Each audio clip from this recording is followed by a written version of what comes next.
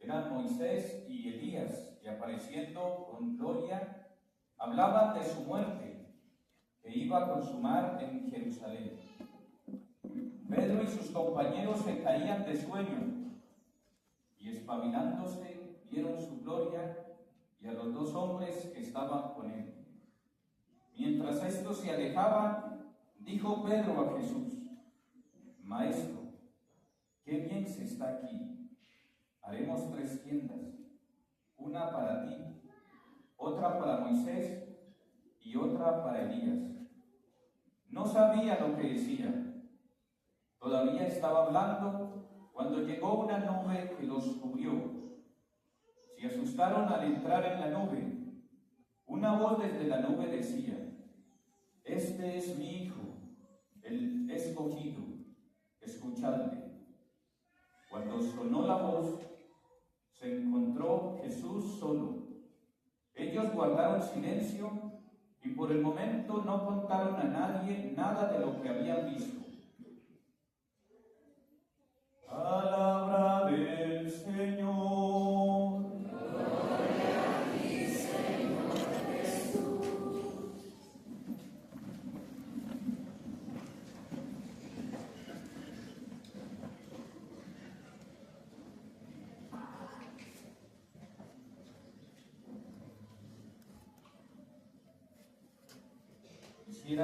Quisiéramos nuestra esta súplica que hace el salmista, que es la manifestación de lo que él desea, de lo que él espera, de lo que él anhela.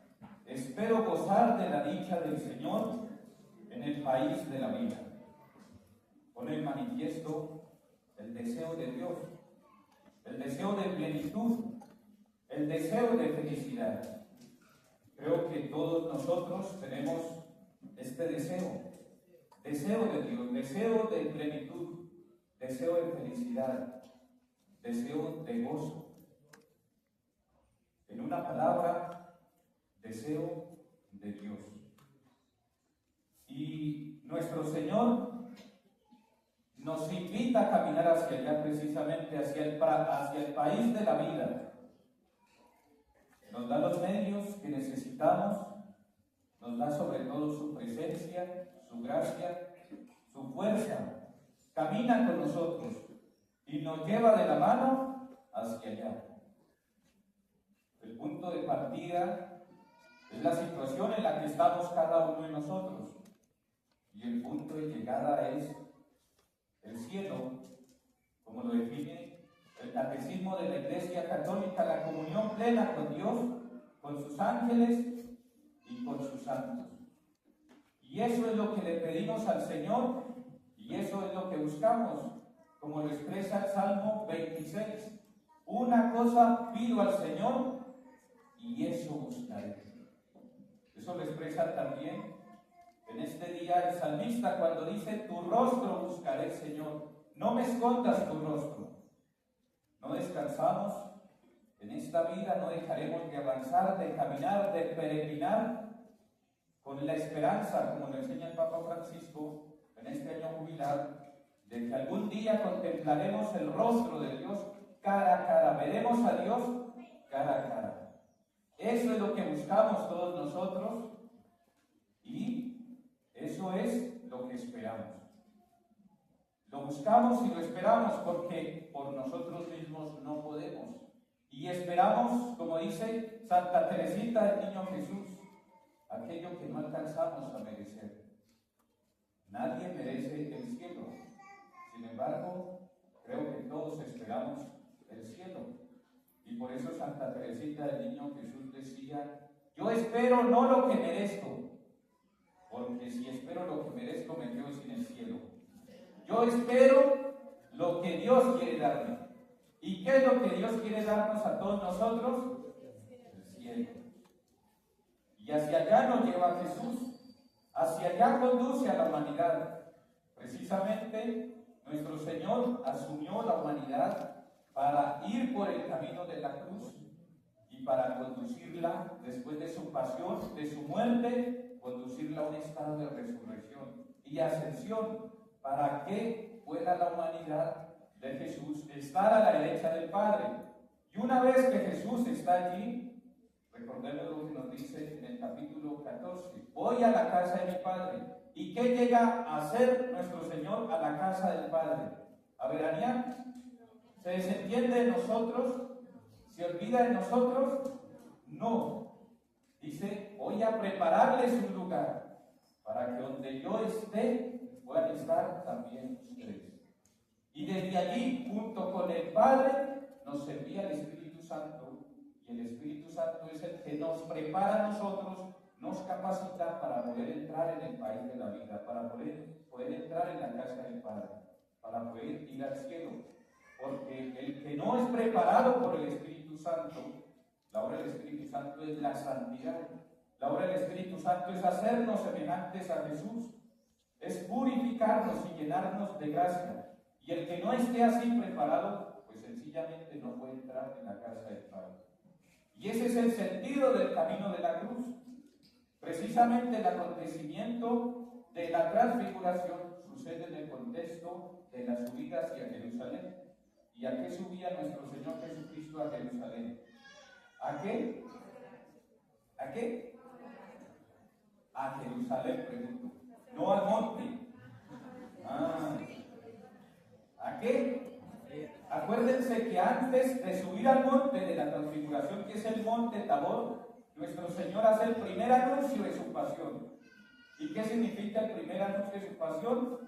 Pues que por primera vez anuncia que tiene que subir a Jerusalén a padecer y a morir por nosotros en la cruz. Y entonces, después del primer anuncio de su pasión, entonces sube al monte y después de que baja del monte, les vuelve a recordar a sus discípulos. Viene el segundo anuncio de su pasión y después el tercer anuncio de su pasión. Y en ese camino sucede la transfiguración. Y en la transfiguración el Señor nos muestra una visión anticipada de su resurrección, una visión anticipada de su gloria, recordándonos que la mirada puesta de cada uno de sus discípulos tiene que ser la gloria del Señor, tiene que ser el cielo, recordándonos cuál es nuestra meta, recordándonos, entre otras cosas, que la cruz no es el destino, sino que la cruz es el camino. La cruz no es el destino, sino que la cruz es el camino. Ya después no vamos a necesitar de la cruz. Después de que pasemos por el camino de la cruz, ya estaremos gozando de la plenitud de nuestro Señor, de su estado de gloria, de su gozo eterno. Pero para llegar allá hay que pasar por el camino de la cruz. Porque San Pablo lo enseña claramente. El que no muere con Cristo, el que no padece con Cristo, no resucita con Cristo. Muy bien, ese es el camino que hay que seguir. Y Jesús cuenta con lo que somos cada uno de nosotros. El Dios que nos creó, el Dios que nos redimió, no se contradice. Dios cuenta con nuestra humanidad. Dios cuenta con nuestra fragilidad, con nuestra debilidad. Dios cuenta con lo que cada uno de nosotros es por creación. La gracia de Dios, enseña la teología, no anula la naturaleza, sino que la asume. Y colocando en nosotros por creación unas tendencias hacia el bien, la gracia viene a orientar esas tendencias y las encausa adecuadamente para que podamos nosotros saciar esa sed de plenitud que tenemos todos nosotros. Todos los que subimos aquí a la montaña, y no solamente los que subimos aquí a la montaña, sino que todas las personas del mundo entero tenemos sed de bien, sed de paz, sed de felicidad, sed de Dios. Una de las cosas que uno puede ver con claridad cuando se toma en serio la vida, cuando empieza a examinar lo profundo de la vida, es esa profunda sed de felicidad, de gozo, de amor que tenemos todos nosotros. Lo captamos en nosotros y lo captamos en los demás. Y el Señor colocó en nosotros tendencias que avanzan hacia allá. Quisiera recordar en este día esos tres instintos fundamentales que tenemos todos nosotros. ¿Recuerdan ustedes cuáles son esos tres instintos básicos que tiene el ser humano? instinto social. Todos nosotros, grábense cuáles son esos tres instintos. Y ahorita les pregunto, primero, y el que no me responda, si pregunto a alguien así particular, le colocamos una penitencia. Primer instinto que tenemos todos nosotros. No hay nadie que no tenga ese instinto. El instinto social. El instinto social. Recuerden ustedes que Adán y Eva fueron creados a imagen y semejanza de Dios. Dijo Dios, hagamos al hombre a nuestra imagen y semejanza. Macho y hembra los creó. ¿Y qué significa que somos imagen de Dios? Dios en sí mismo es pura relación. Dios no es un Dios solitario. Dios es una familia de vida y de amor. Una comunidad perfecta de vida y de amor. Dios nos creó a nosotros relacionales. Nos creó para la relación. Nos creó para vivir en sociedad. Nos creó para la comunión. Y eso se manifiesta en ese deseo, ese instinto social, se manifiesta en ese deseo que tenemos todos nosotros de amar y de sabernos amados. Y de sabernos amados con un amor pleno, definitivo, total, con un amor seguro. En el fondo, Dios es el único que puede saciar plenamente ese instinto social que tenemos cada uno de nosotros. Obviamente el Espíritu Santo viene en ayuda de nuestra debilidad, viene en ayuda de este instinto social y lo encausa adecuadamente. Por eso decía nuestro Señor a través del libro del Génesis, no es bueno que el hombre esté solo. Tenemos otro instinto, el instinto de conservación. ¿Cómo se pone de manifiesto el instinto de conservación? Por ejemplo, a través de las pasiones, el miedo. Cuando usted experimenta miedo, ¿por qué experimenta miedo? Porque hay algo que pone su vida en peligro. Por ejemplo, si usted va caminando y alguien vestido de macacho se le aparece y es de noche y se le aparece vestido todo horrible, usted inmediatamente se asusta. ¿Y por qué se asusta? ¿Por qué ese miedo? Porque es la tendencia natural a proteger la vida. Dios ama mi vida y para eso coloca en mí tendencias que me ayudan a conservar la vida, para que yo mismo busque conservar la vida. ¿Sí? Si usted, por ejemplo, va caminando y aparece alguien o aparece el perro que lo va a morder, usted reacciona como corriendo, ¿sí o no? Usted huye, es la pasión de la vida. Y eso está obedeciendo a un instinto de conservación. O de pronto, si usted ve que puede pegar una patada al perro, usted responde con rabia, con ira ante el perro. La ira aparece también como una manifestación de ese instinto de conservación. Muy bien, Dios sabe que tenemos esto y por eso, fíjense usted lo que le dice a Abraham. ¿Sí? El Señor hace dos grandes promesas a Abraham. Le promete una gran descendencia y le promete la posesión de la tierra. ¿Se acuerdan de una bienaventuranza que dice: dichosos los mansos de corazón, porque ellos poseerán la tierra? Resulta que la virtud que encausa adecuadamente ese instinto de conservación se llama la mansedumbre. Y la mansedumbre es la que nos capacita para poseer la tierra. Dios viene en ayuda de nuestros instintos y los encausa adecuadamente para que nosotros encontremos en Él la felicidad, la plenitud, y las encausa por medio de las virtudes. ¿De qué manera Abraham se convierte en poseedor de la tierra? Por medio de la mansedumbre, por medio del gobierno de sí mismo. Obviamente, aquí vemos que sobresale la fe, y no solamente la fe, sino la esperanza. La persona que realmente quiera ser feliz y llevar a plenitud lo que es en su ser por la gracia de Dios, pues tiene que ir por el camino de la virtud. Perdón, se me salió. Ahora sí recibo el agua que quizás eso. Es que tengo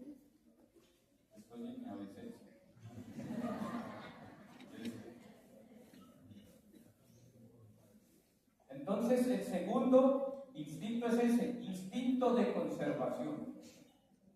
Y el tercer instinto es el instinto de perpetuación. El Señor le promete a Abraham una gran descendencia. ¿Y cómo llega Abraham a esa gran descendencia? Por el camino de la castidad. Por el camino de la castidad. La castidad nos hace a nosotros generativos. La castidad nos hace a nosotros procreativos. Todos nosotros, entonces, en conclusión, tenemos tres instintos. ¿Cuáles son esos tres instintos? El primero, social. El segundo, y el tercero, ¿cómo se manifiesta el instinto social en el deseo de amar y de saberse amar? No fuimos creados para el solitarismo, fuimos creados para vivir para alguien, para los demás. ¿Y cuál es la virtud que causa ese instinto? Se llama la caridad. La caridad nos capacita a nosotros para vivir en relación con Dios. Nos capacita a nosotros para vivir en relación con los demás. Nos capacita para amarnos a nosotros mismos adecuadamente. Fíjense ustedes, quiero que noten esto porque la gracia de Dios viene y asume los instintos y los encausa adecuadamente. Es muy importante tener presente esto porque ahorita vamos a ver lo que sucede cuando no se encausan adecuadamente esos instintos. Si usted no abre el corazón a Dios, ese instinto social queda frustrado, El segundo instinto es el instinto de conservación, Y aquí apunta ese instinto de conservación a cuidar de la vida, está orientado a la posesión de nosotros mismos, al gobierno de nosotros mismos. Y claro, por añadidura también a la posesión de los bienes que el Señor nos encomienda.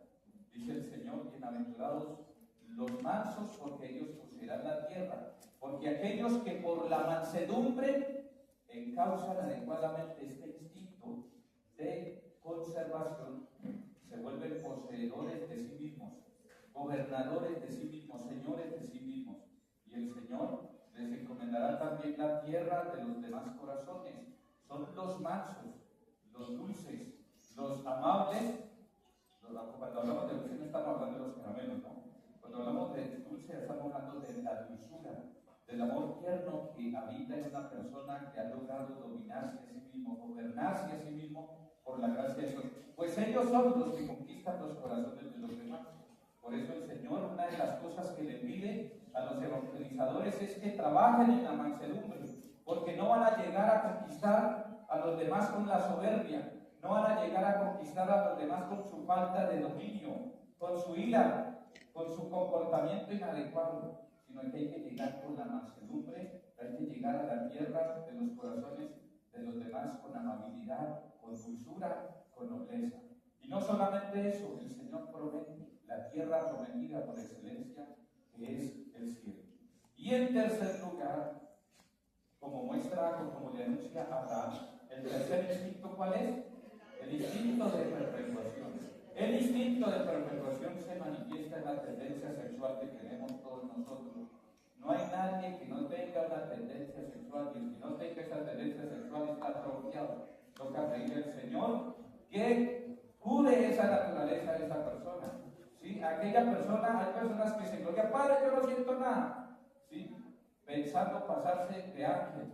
Pues resulta que enseña la teología que pretende ser un ángel, la teología espiritual termina comportándose como una bestia. ¿Sí? Porque es que la concepción antropológica católica no anula lo que nosotros somos por naturaleza. Existen dos grandes tendencias que son contrarias a nuestra fe. Por un lado está el estoicismo. El estoicismo son los que quieren matar las pasiones, ¿sí? Vivir como si no tuvieran pasiones, vivir como si no tuviera miedo, vivir como si no se preocupara, vivir como si no tuviera angustias. O sea, vivir como esos superhéroes que nos presentan la televisión, tipo Superman, tipo Batman, tipo Robocop. Esa gente no tiene pasiones, ¿sí? ¿sí? No tienen miedo, no tienen sentimientos. No, parece que no tienen instintos, ¿sí? Obran solamente de acuerdo a maquinaciones supuestamente mentales. Y el otro extremo es el epicureísmo. Claro, usted tiene pasiones, dele rienda suelta a las pasiones, dele gusto al gusto. ¿Sí? La Iglesia se opone a ambas concepciones. La Iglesia nos enseña que tenemos pasiones y que no hay que matar las pasiones, que tenemos instintos y que no hay que matar los instintos. Nuestro Señor Jesucristo nos manifiesta que tenía pasiones, que tenía instintos. A nuestro Señor Jesucristo le dio ira, ¿sí o no? Claro que sí. ¿Le dio tristeza? ¿Tuvo dolor? ¿Tuvo hambre? ¿Tuvo sed? ¿Lloró? Claro, en todo semejante a nosotros. En todo semejante a nosotros. Menos en el pecado. Y en su humanidad, pues Jesucristo tenía también estos instintos. En su humanidad, nuestro Señor tenía el instinto de conservación, el instinto de perpetuación, el instinto social. ¿Los tenía, sí o no? Sí. Claro, porque se parecen nosotros en todo, menos en el pecado. Pero obviamente esos instintos totalmente asumidos por su naturaleza divina. Totalmente asumidos. Bien armonizados, bien encausados. Hasta el punto de que su humanidad es transparencia de su divinidad. Dios se mostró a través de la humanidad de nuestro Señor Jesucristo.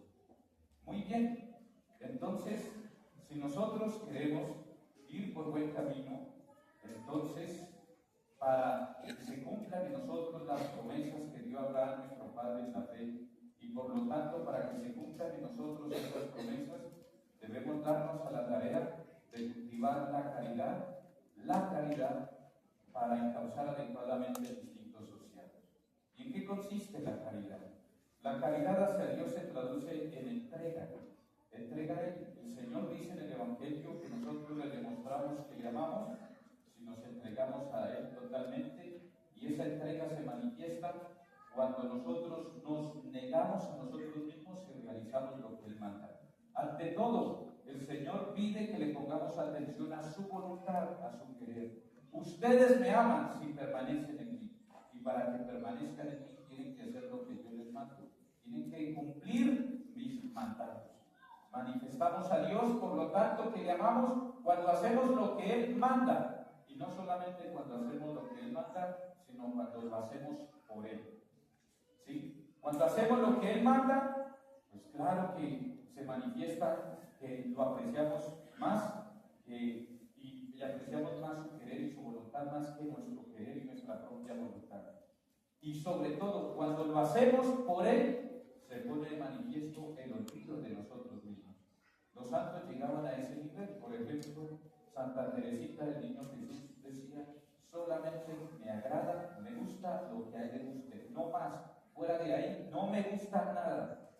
Y Santa Teresa de Ávila decía que mi único contento sea contentar al Señor.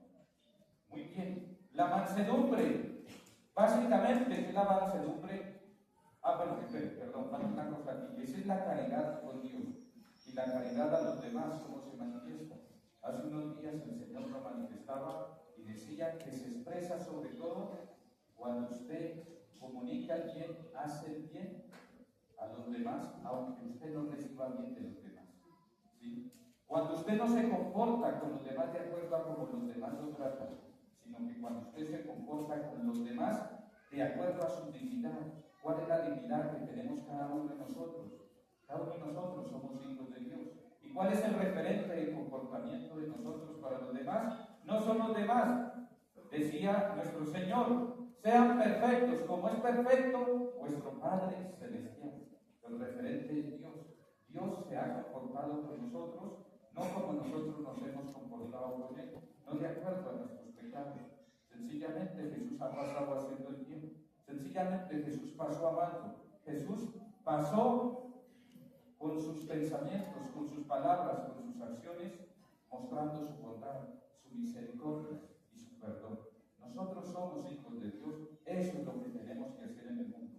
Qué chévere que a nosotros nos recuerden como personas que pasaron por el mundo haciendo el bien.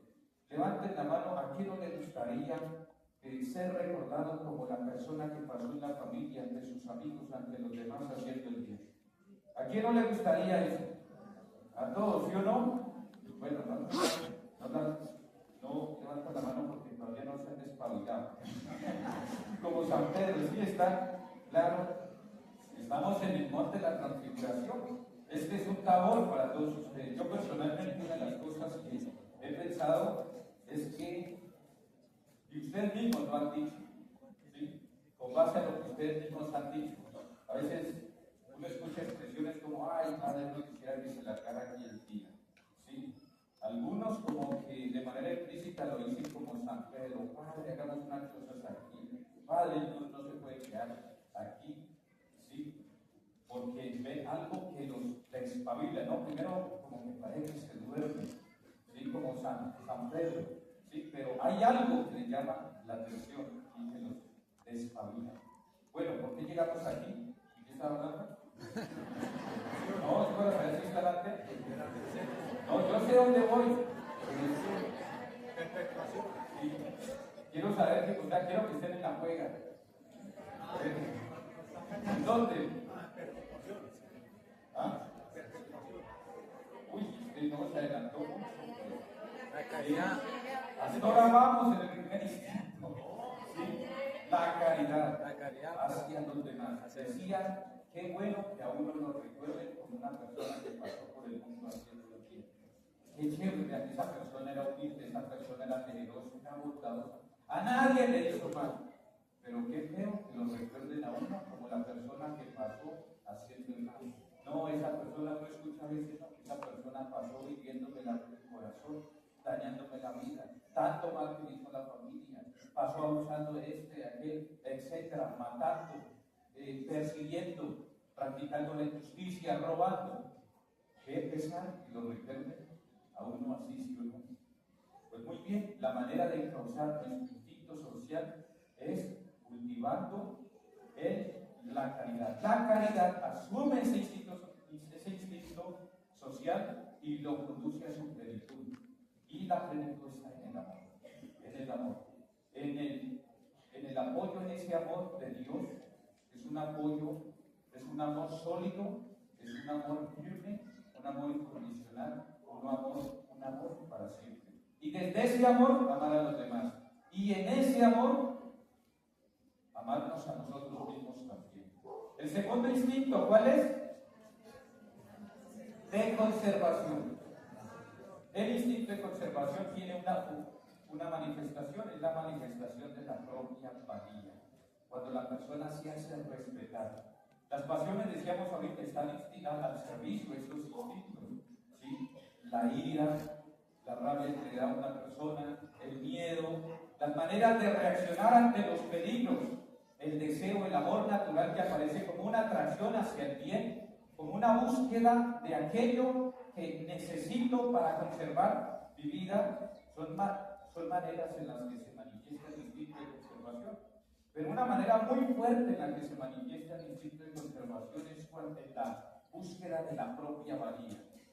Y esa búsqueda de la propia valía tiene que estar ordenada, muy ordenada. Y la que ordena esa propia valía es la mansedumbre. ¿Qué significa la propia valía? Se manifiesta cuando la persona se hace respetar. ¿Sí? Cuando, por ejemplo, viene una persona y me trata mal y yo me paro y me pongo como un gallo esos de pelea, ahí se manifiesta la propia valía. Puede desordenarse hasta el punto de actuar exageradamente en contra de la otra persona. Cuando la persona se vuelve agresiva, por ejemplo, se desordena esa tendencia en la propia valía. Pero también suele desordenarse a la inversa.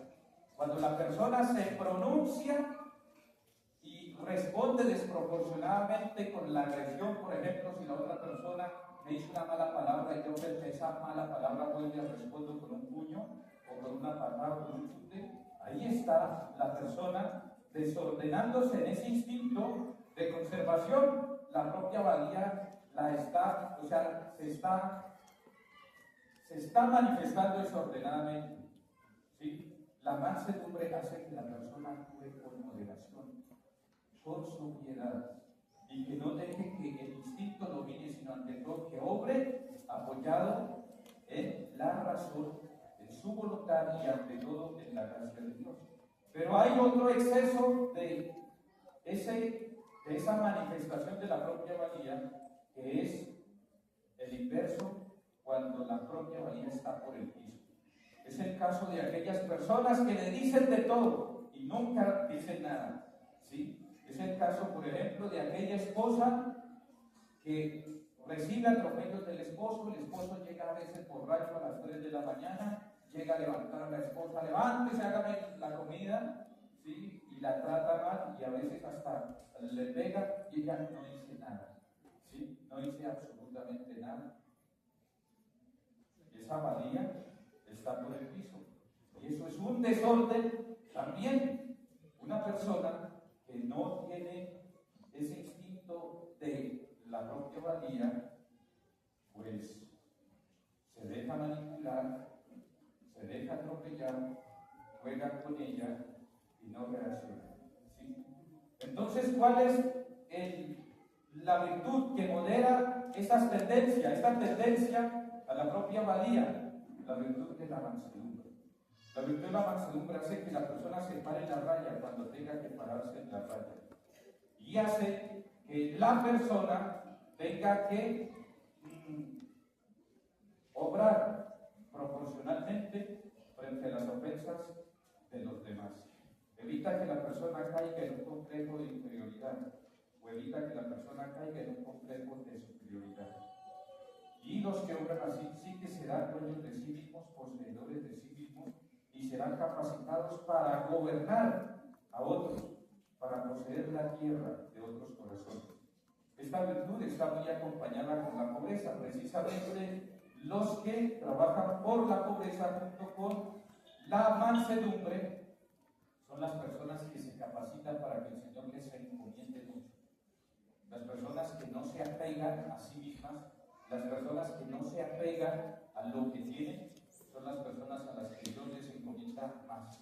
Por eso es que antes de esta bienaventuranza de la mansedumbre, el Señor dice: bienaventurados los pobres de espíritu, porque de ellos es el reino de los cielos. Cuando usted le va a encomendar un bien a un avaro, o sea, usted no debe encomendar, mejor usted no se le encomienda a un avaro, ¿sí? Usted le encomienda un bien a un avaro y usted no, me lo roba.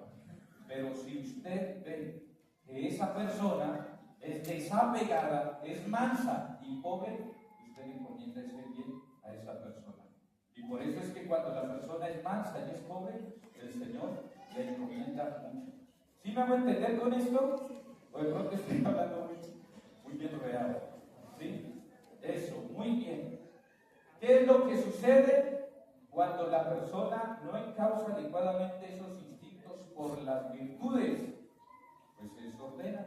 Y eso es lo que sucede, lo que dice, por ejemplo, el autor de la carta a los Filipenses, San Pablo. Fíjense lo que dice la lectura en este día. Dice: seguid mi ejemplo, hermanos, y fijaos en los que andan según el modelo que tenéis en nosotros. Porque, como os decía muchas veces, y ahora lo repito con lágrimas en los ojos, hay muchos que andan como enemigos de la cruz. Su paradero es la perdición, su Dios el vientre, su gloria, sus vergüenzas. Solo aspiran a las cosas terrenas. Una manera de no encauzar adecuadamente nuestros instintos es sencillamente buscar satisfacernos con las cosas terrenas, y así se nos desordena. Buscar saciar la sed que hay en nosotros con la comida, con la bebida, con los placeres que nos da la vida. Solo aspirar a las cosas terrenas desordena a una persona en sus instintos. El instinto de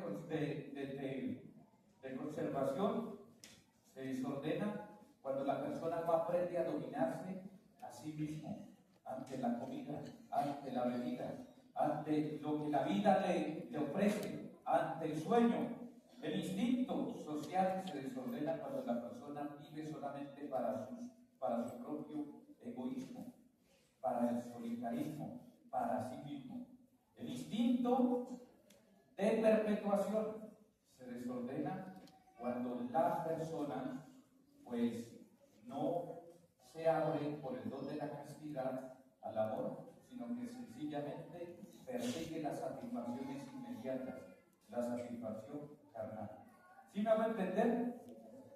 Me faltó exponer antes el instinto de perpetuación.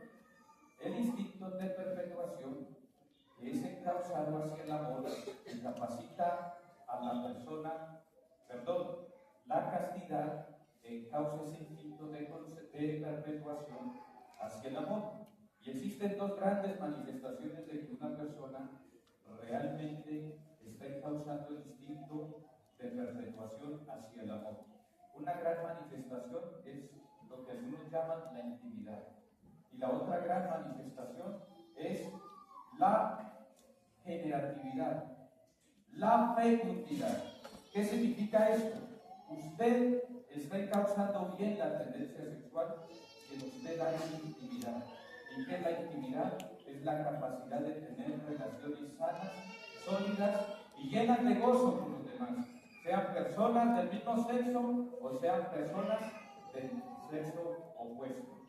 Eso se llama intimidad. Es la capacidad de buscar el bien para los demás y de gozarse en la búsqueda de ese bien, de relacionarse con los demás. Es la capacidad de amistad.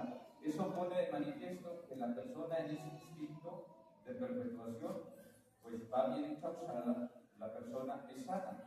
Lo contrario a eso, pues es el aislamiento. Lo contrario a eso es esa tendencia a no relacionarse con los demás, esa tendencia a no ayudar a los demás ni dejarse ayudar por los demás, a no amar a nadie y a no dejarse amar por los demás. Otra gran manifestación de que la castidad está asumiendo adecuadamente ese instinto de perpetuación es la generatividad, o podríamos hablar aquí de una paternidad. Paternidad. Los que no tienen hijos, biológicamente hablando, pues están llamados a tener muchos hijos, espiritualmente hablando. Abraham, precisamente, ¿por qué frente a esa promesa del Señor se sentía pleno? Porque eso lo anhelamos todos nosotros. La paternidad nos da plenitud, la maternidad nos da plenitud. Si usted no es casado, si usted no es casada, convénzase. Usted no será pleno si usted no vive la maternidad y la paternidad. Decía un purita, hay personas que solamente se tienen a sí mismos por hijos, ¿sí? Solamente se tienen a sí mismos como si ellos fueran el único hijo de sí mismos. Es decir, no cuidan de nadie. Y peor, hay algunos que ni siquiera cuidan de sí mismos, ¿sí? Sino que antes buscan es que los demás los cuiden. Son los mantenidos. Sí, son los mantenidos. Cuando nosotros estamos llamados a lo contrario, ¿sí? Hay que evitar en este sentido a toda costa el solterismo del que nos habla el Papa Francisco. Lo contrario a la generatividad es la infecundidad o la esterilidad. El solterismo. El Papa Francisco, por ejemplo, dice: las monjas tienen que evitar el solterismo. Los monjes, los religiosos, los curas, eviten el solterismo. Y no solamente ellos, los que llamamos solteros, pues tienen que evitar el solterismo. Son solteros, pero no tienen que vivir como solterones. Es decir, no cuidando de los demás. Hay que generar muchos hijos para Dios, como lo enseñaba San Pablo, porque la plenitud de la vida de una persona está precisamente cuando es madre y cuando es padre. El Señor nos encomienda a muchos. Hay que ejercer, por lo tanto, esa paternidad, esa maternidad. La persona entonces que no vive sino solamente para sí y no se desgasta para los demás, es una persona que se vuelve infeliz. ¿Sí? Fíjense ustedes, felices las personas como Madre Teresa de Calcuta. ¿Cuántos hijos tenía la Madre Teresa de Calcuta? Muchísimos. ¿Cuántos hijos teníamos San Francisco de Asís y cuántos nos siguen teniendo? Muchísimos. San Pablo también lo decía, que él en el Espíritu había engendrado a muchos hijos para Dios. ¿Sí? Entonces, si queremos que esos instintos vaya bien adecuado, hay que causarnos con esas virtudes hacia esa realización. Y por eso personalmente veo que lo que hace Dios al darle esas promesas a Abraham y al darnos esas promesas también a nosotros en Abraham, es conducir nuestra humanidad con sus pasiones y con sus instintos a un camino de plenitud, porque en el fondo nosotros deseamos es eso, deseamos una gran descendencia, porque ahí somos plenos. En el fondo deseamos la tierra prometida, deseamos la comunión con Dios, la comunión con los demás. Eso, y ese camino por el que el Señor nos conduce, lo da a entender, pues es el camino de la cruz. Y el camino de la cruz, ¿en qué consiste la cruz? Dice el Señor precisamente después de hacer el anuncio a sus discípulos de que Él tiene que padecer, de que morir y resucitar al tercer día después de su muerte. Le dice a sus discípulos: el que quiera ser discípulo mío, que se niegue a sí mismo, que cargue con su cruz y que me siga. ¿Y qué significa cargar con la cruz de cada día? En el Evangelio de San Mateo tenemos una pista. Cuando el Señor dice: vengan a mí todos los que están cansados y agobiados y yo les daré descanso. Carguen con mi yugo, que es suave. Carguen con mi carga, porque mi carga es ligera. ¿Y a qué se refería esa carga? ¿A qué se refería ese yugo? En el tiempo de Jesús, el yugo hacía referencia a los mandamientos de Dios, a la ley de Dios. Lo que Dios nos da es para que lo llevemos sobre nuestros hombros. Pero dice nuestro Señor, es una carga ligera, es un yugo suave. ¿Sí? A los bueyes, cuando se les coloca el yugo encima, se procura que no experimenten. O sea, por ejemplo, que si el yugo tiene por ahí aristas, para que lo experimenten livianito y suave, se les coloca a veces una ruanita, o se les coloca por ahí algún trapito para que no experimenten eso, para que no experimenten lo pesado del yugo o las aristas, para que no les lastime el cuello. Pues esos son los mandamientos de nuestro Señor. Eso es la voluntad de nuestro Señor, eso es su palabra, eso es lo que Él nos manda. Y aquí diría que no solamente hay que llevar esos mandamientos del Señor sobre nuestros hombros, hay que llevarlos en el corazón, hay que llevarlos en el alma, hay que llevarlos en la vida, y hay que llevarlos no porque toca, sino porque quiero. Un signo de libertad precisamente que nos pide el Señor Jesucristo es que no llevemos la cruz porque toca, sino que llevemos la cruz de cada día porque queremos. Encontramos en la Sagrada Escritura 3 modelos para llevar la cruz. Encontramos en primer lugar a nuestro Señor Jesucristo. Podemos aprender de él a llevar la cruz con alegría o con gozo. O podemos aprender también de Dimas, que llevó la cruz con humildad y con paciencia. O, si usted quiere imitar a Festas, que llevó la cruz como un maldito, también la puede llevar. Es el caso de aquellas personas que llevan la cruz de cada día porque toca, no quieren llevarla, sencillamente porque toca. Nosotros no la llevamos porque toca, nosotros llevamos la cruz porque queremos. Yo quiero, Señor, desde el momento en que una persona pasa del toca al yo quiero, desde ese mismo momento la persona ya está orando con libertad. Muy bien, entonces la cruz de cada día, en pocas palabras, es la voluntad de Dios para cada uno de nosotros. ¿Y cómo descubrir cuál es la voluntad del Señor para cada uno de nosotros? En primer lugar, el Señor nos habla en este día de la oración. La oración es el medio que el Señor nos regala, es un don, el hecho de que Jesús llame a sus discípulos al monte y los meta en esa actividad con Él. Significa, entre otras cosas, que la oración es un don de Dios, es un regalo de Dios. Nosotros podemos hablar a Dios gracias a que Dios nos regala la dicha de poder hablar con Él. Preguntémonos para qué es la oración. La oración es para tratar familiarmente con Dios. Y la oración, quiero resaltar en este día, es un medio para descubrir cuál es la voluntad del Señor. Quien descubre que la oración es para conocer la voluntad del Señor, pienso que aprovechará más adecuadamente la oración. Porque muchos piensan que la oración es para pedirle caprichosamente lo que nosotros queremos. Cuando usted se levanta, por ejemplo, y le dice al Señor, Señor, que en este día el jefe me diga sí a esta petición. Señor, que en este día no llueva. Señor, que en este día me salga este negocio como yo quiero. Señor, que todo salga, mejor dicho, como yo quisiera. No estamos utilizando la oración para lo que Dios nos regala la oración. ¿Sí? Claro, la oración, a través de la oración le pedimos muchas cosas a Dios. Pero ante todo pedimos lo que Él mismo quiere darnos. Lo que pasa es que cuando nosotros oramos, demostramos a Dios que deseamos lo que Él nos quiere dar. Deseamos y queremos, anhelamos lo que Él nos quiere dar.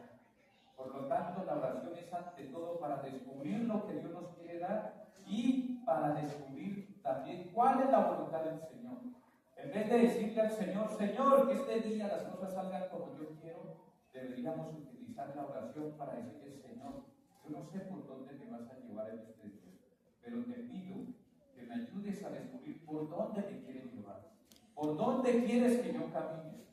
Porque si usted se pone al contrario y dice, Señor, yo quiero ir por aquí, usted me ayuda, usted eche la cabecita a los proyectos, usted hace sencillamente lo que yo le digo, usted no está utilizando la oración para lo que realmente es la oración. La oración es para escuchar a Dios.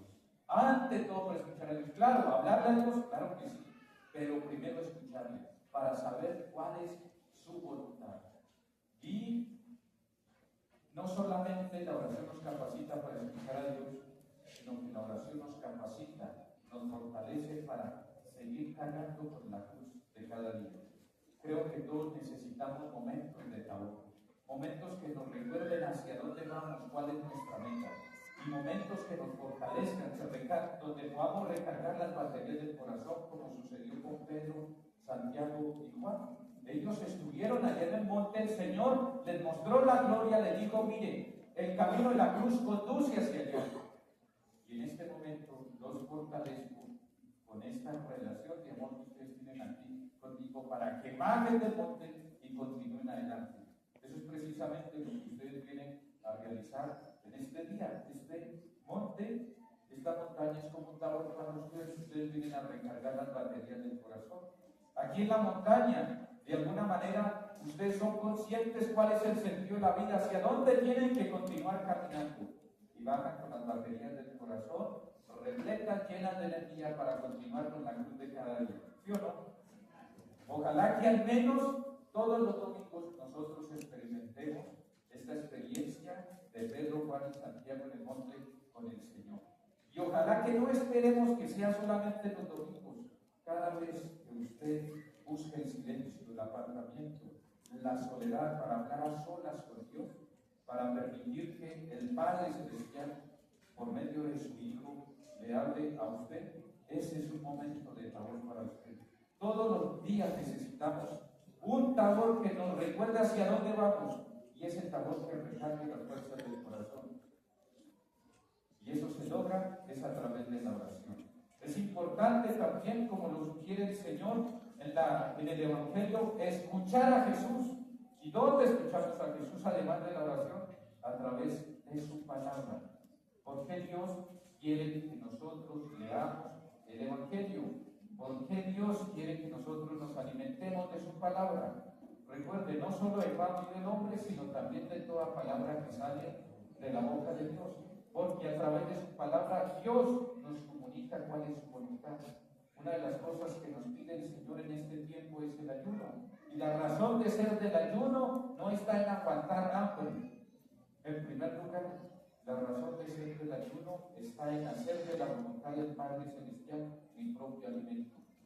Por lo tanto, los ayunos que nosotros hacemos, hay muchas personas que suben aquí a la montaña y que están haciendo el ayuno de 40 días, ¿sí o no? 40 días, ¿sí? Pues muy bien, no les basta ese ayuno solo si se abstienen de la comida.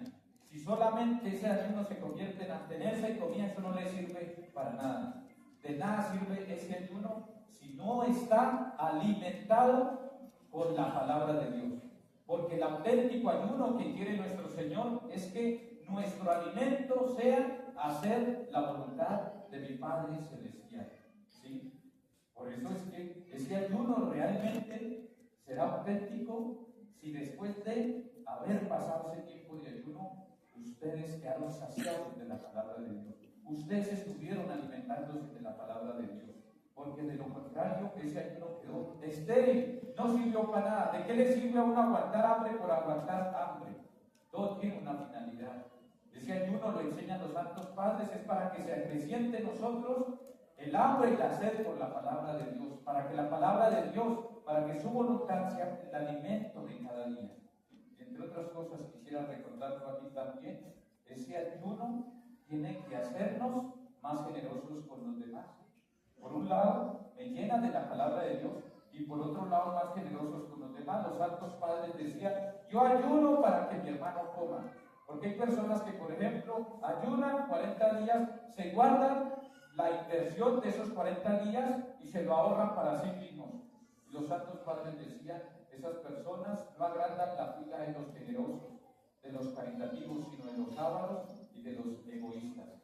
Por lo tanto, ese ayuno tiene que tener esa dimensión social.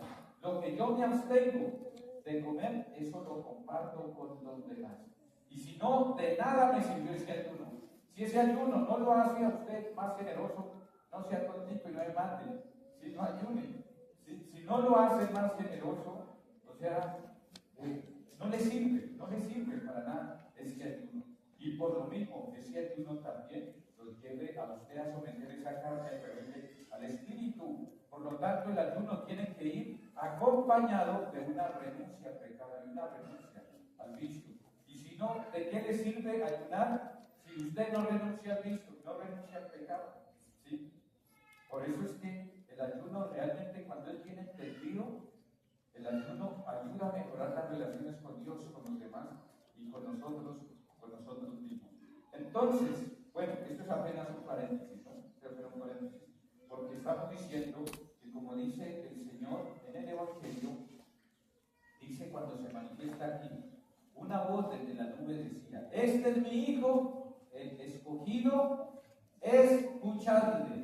¿A quién hay que escuchar? A Jesús. Lo escuchamos a través de su palabra. Lo escuchamos a través de su palabra. No solamente basta para ir por el camino de la cruz, por la oración. Es necesario estudiar la palabra de Dios, estudiar las enseñanzas de la iglesia, estudiar las enseñanzas de los santos. Si usted quiere crecer en algo, estudie. No espere que venga por obra y arte de magia el conocimiento, que venga por otros. Bueno, si el Señor le está dando a usted la ciencia infusa, bueno, no estudie. Si le está dando la ciencia infusa, no estudie. Pero si usted no tiene ciencia infusa, pues le toca quemarse las pestañitas, le toca estudiar, Si usted quiere crecer en una virtud, estudie esa virtud, estúdiela en el Evangelio, estúdiela en Jesús, en San José, en la Virgen María. Hay que estudiar. A todos nos toca estudiar, ¿sí? Bueno, y si usted no sabe leer, entonces escuche. O sea, a todos nos toca meditar y aprender el Evangelio de alguna manera. Porque si no, usted se queda ignorante de Cristo. ¿Y cómo va a practicar lo que Cristo le dice si no lo sabe? Decía a este respecto San Jerónimo, desconocer las Escrituras es desconocer a Cristo. Vean, esto que estamos hablando ahorita, por ejemplo, los instintos, la oración educa los instintos, los educa, los forma. La lectura oral de la Sagrada Escritura también. Resulta que los instintos tienen que estar sometidos a la voluntad a la inteligencia a la gracia de Dios. ¿Qué es lo propio de la inteligencia? Saber. Y si en mí está la inteligencia, que es la que gobierna, no sabe, entonces, ¿qué carajos va a ser la voluntad? ¿Y qué carajos van a ser los instintos si la inteligencia no sabe para dónde va? Si es un desparramado. Si le pasa como Alicia en el País de las Maravillas, ¿recuerdan? Alicia en el País de las Maravillas iba perdida en el bosque y le preguntó a un conejito, hola conejito, ¿voy bien? Entonces el conejito le preguntó, ¿y para dónde va? Y ella dijo, no sé, antes sí, va bien. ¿Sí? Y hay personas en el mundo que andan así. Si hay algo que nos ubica a nosotros, si hay una brújula que nos lleva hacia la casa del Padre, es la palabra de Dios. No podemos nosotros pretender vivir sabiamente ignorando la palabra de Dios. No nos acostemos sin haber leído al menos un versículo, un pasaje de la Sagrada Escritura. En lo que ustedes quieran crecer, estúdienlo. Hay padres de familia que preguntan, dice, padre, ¿cómo hago para formar a mis hijos? Pues lea la Sagrada Escritura, lea la Sagrada Escritura, busquen fuentes católicas, cómo formar a los hijos. Hay que estudiar, ¿sí? Porque si usted no estudia y se queda toda la vida aquí esperando, recuerden que a no ser que tenga ciencia, pues ahí se quedará ignorante toda la vida. En tercer lugar, esto que voy a decir es el ejercicio de nuestra voluntad. Para formar los instintos uno necesita tener que la inteligencia sepa cuál es el bien hacia donde debe tender. Uno necesita fortalecer la voluntad. ¿Y saben cómo se fortalece la voluntad? La voluntad es como un músculo. La voluntad se fortalece por el ejercicio. La voluntad se fortalece con el hacer. Con el hacer. Si la persona se deja llevar por sus instintos, la voluntad se debilita, se entorpece, se vuelve viciosa. Pero ¿cómo hay que fortalecer la voluntad? Entonces, ejercitándose con obras, con prácticas. Por eso no hay que solamente orar y leer, estudiar, sino también hay que hacer, hay que practicar, hay que hacer. Entonces, todos los días propóngase pequeñas prácticas. Si usted está venciendo un vicio, por ejemplo, si usted quiere salir del vicio de la borrachera, entonces, después de orar y de meditar, entonces, una práctica que le ayude a contrarrestar ese vicio, una práctica que le ayude a cultivar, en ese caso sería la virtud de la templanza, la virtud del dominio de sí mismo, de la fortaleza, etc. Y en último lugar, ante todo, hay que asegurar la gracia divina. La gracia divina. Porque si no aseguramos la gracia divina, estamos fuera del camino que conduce hacia el Calvario.